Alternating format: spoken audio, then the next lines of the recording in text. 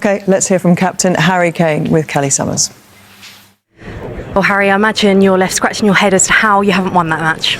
Yeah, it was one of those games. Difficult team to break down. Obviously, I think we had loads of possession of the ball.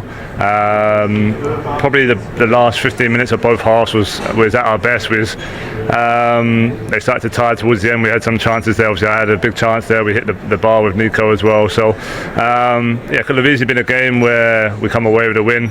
In the end, we didn't concede too many chances. A couple of counter-attacks in the whole game, but they got some dangerous players, and overall we controlled that pretty well. So, look, we wanted to win, but we take the point, and we're still in a great position in the group. I was going to say, when we see Harry Kane miss a chance like that, does that really tell us that it isn't England's day?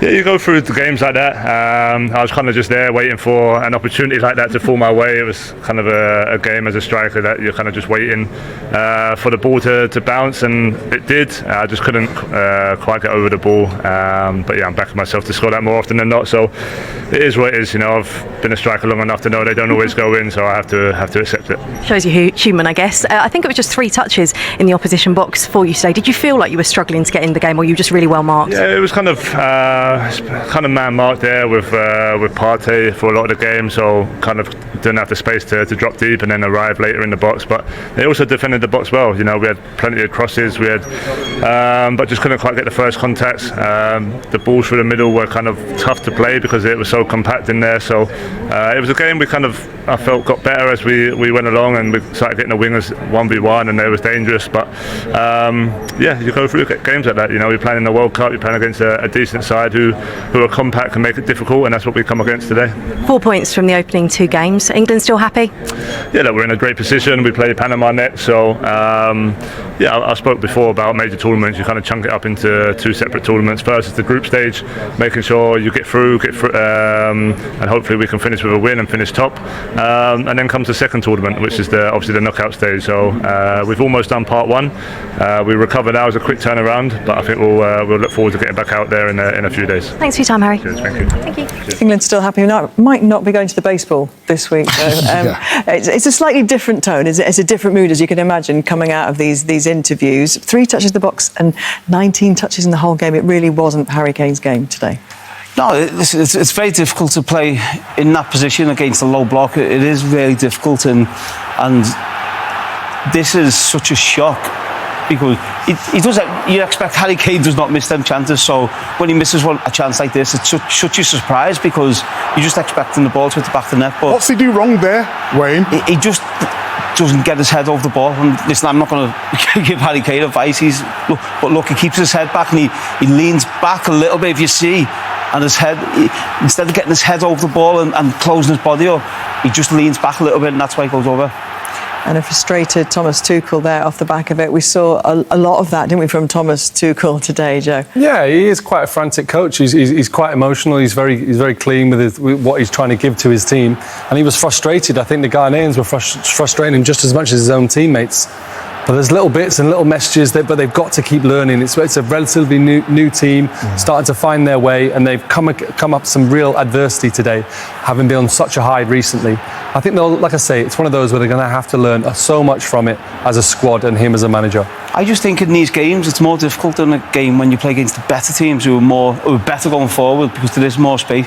These games, and I know I don't want to go back to it, but these games are the games where you need a Phil Foden or a Cole Palmer because the little clever players in them tight areas where we've got Declan Rice, who through all Declan's qualities, getting in little tight areas and little link and play and stuff, that's where you probably need a Foden and Palmer. Are they going to have this again, though, with Panama? Are they going to be frustrated in this same way, do you think? Yeah, that's exactly what I was going to ask Wayne in terms of, you know, as a defender, looking at it, you know, the structure, seeing everything in front of me, it's easy.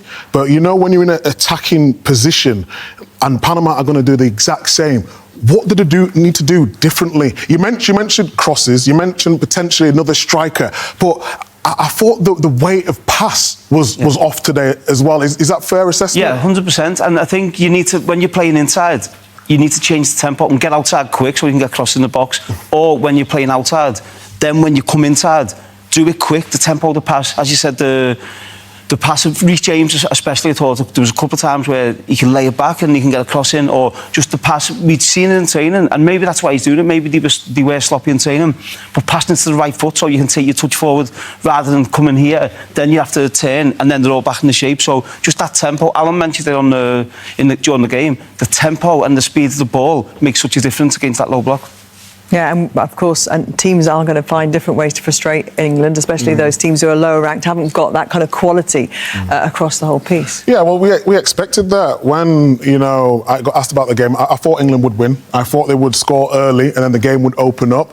But in terms of how Ghana approach the game, same with Panama, they're going to be in the low block. And that's why you mentioned there that the Cole Palmer, the Phil Foden, it wasn't for me that... I like everything that Tuchel's done. I think he's made big decisions at the right times, and I respect him for that.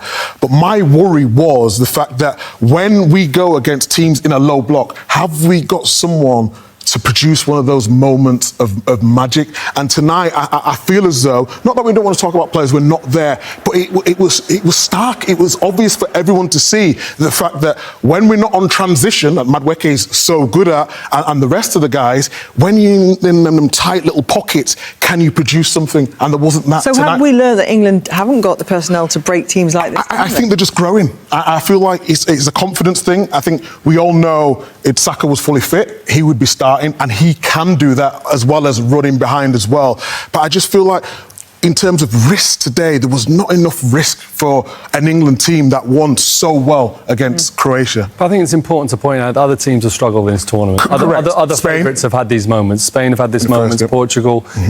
You go through it, and no one goes through the World Cup winning it in recent history of having a clean slate. There's going to be tough games, and that was tough today. There's no getting away from it. But like we say, like we're all talking about here, they've got to learn from it. They've got to understand their positions. And Thomas Tuchel is going to take a lot of responsibility for the performance. Of course he is. He's the man who stands up and picks the team. But they've just got to stay on the same page and not get too carried away. Yeah, Argentina lost their opening game, didn't they, of course, and went on to win it. Yeah. Let's hear from Jordan Pickford now. Jordan, another point on the board for England, but what's the overriding emotion after that? Yeah, I think we knew it was always going to be tough against Ghana, and they went into we knew they play counter-attacking football. We kind of knew, but they probably went more 4-5-1 instead of 4-3-3, and yeah, they were really hard to break down. I think we had our chances, and we had to be wary of the counter-attack. It's football, it's always that one. When they get that first goal against them, get an early goal against them, it opens up the game a lot more. But they played a good game, and we've got to be happy. We're still top of the group and focus on Panama now, and finish strong in the group and top it. England did have so much possession, created a few chances towards the end, but you as well had to stay switched on because we saw the threats that they posed too. Yeah, exactly. That's what I've just mentioned there. We knew that they play counter-attacking. You've got like Semenyo, we've got some top players, some fast players, and you've got to be ready and be called upon, and that's what I felt like I did, even though not making many saves, just being in the right position at the right moment. And some of the lads is defending as well towards the end of the game, blocks, recovery runs, it was top draw. It was hard work put in that people sometimes don't see, and we would love to win the game, but we've not lost. We know it's tournament football, group stage football, and it's in our hands to top the group. Is it perhaps a bit of a reality check after the highs of last week? No, I think it's you play different teams every game, and we just didn't get that goal. It's simple as that, because we limited them to so many little chances, and we played well. We kept coming, we kept going all the way at the end, and just never managed to get that goal. But that's football. Thanks for your time. Cheers, Kelly. Thank you. Frustrated, I think, Joe. Yeah, of course. And Jordan's been there. He's a really experienced tournament goalkeeper now. Been brilliant for England, and he's seen many of these performances before they've gone on to do special things in a tournament. But that goal was key. We all know that we'd be having a totally different conversation if England could have unlocked them in the first half. But they didn't. Like I say, they've just got to learn from it and look to move forward. Yeah. Yeah, no, listen, I think these games are so difficult to play in. I was talking to Joe off air, and remember we played Andorra away with England, and everyone's expecting to win 4-5-0, but they're so difficult to break teams down. I personally would have liked to see 2 centre forwards on there.